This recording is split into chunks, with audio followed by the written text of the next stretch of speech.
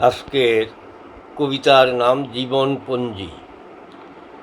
সৃষ্টি সমুদ্রের মাঝে অখ্যাত এক জীব, প্রকৃতি লালিত্য রসে বর্ধিত জীবন, জনারণ্য আকাশের নিষ্প্রভ তারকা, খদ্যোত আলোকে পৃথ্বী করি বিচরণ। পিতৃদেব মনোরঞ্জন চক্ষু চিকিৎসক, পঙ্কজিনী মাতৃদেবী মমতা মহা, শুভবোধ তরে নাম রাখিল সুবোধ, ধর্মকর্ম শিক্ষা জ্ঞান স্নাতক সমান।